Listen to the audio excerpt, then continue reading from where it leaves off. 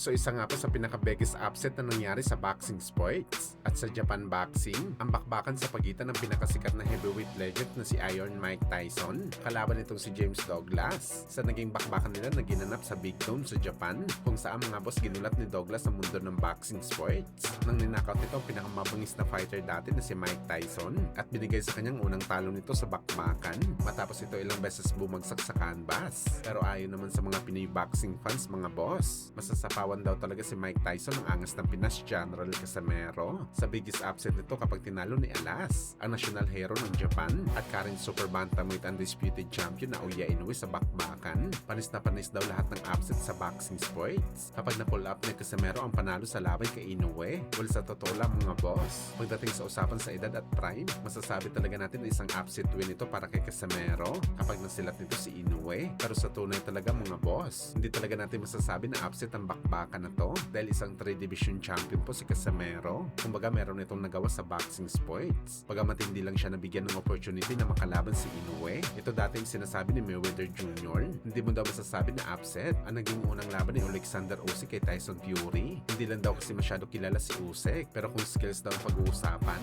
talagang kapantay nito si Fury. Hindi daw ito matatawag na upset. Ang upset daw mga boss, kung natalo ang kampiyon na merong malawak na experience sa bakbakan, kalaban ng fighter na meron pa lamang ilang laban sa pro, yan daw talagang tunay na upset.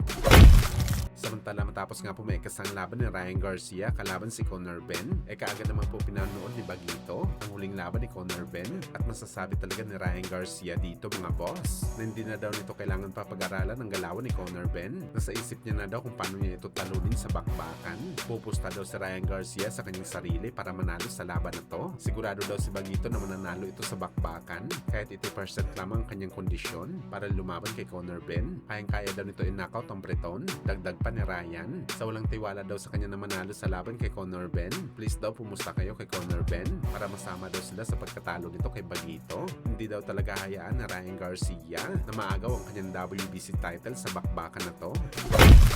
Sa kabilang banda naman mga idol, matapos nga po mapabalita na nag-usap na daw ang kampo ni Manny Pacquiao at Tank Davis para sa kanilang potensyal na bakbakan, nagpapayaw naman po mga idol ang MP Promotion President na si Sean Gibbons. Aniya malalaman daw natin yan, andito lang daw si Pacman. So ibig sabihin pala nito mga boss, kinukumpirma ni Sean Gibbons na totoong rumors na pinag-uusapan talagang laban ni Pacman at Tank Davis. Kaya abangan natin to mga idol. Sigurado tayo lalabas naman ang resulta ng pag-uusap nila. Sakaling meron na sila pinagkasunduan sa bakbakan, talagang isang super fight to mga boss. Yeah!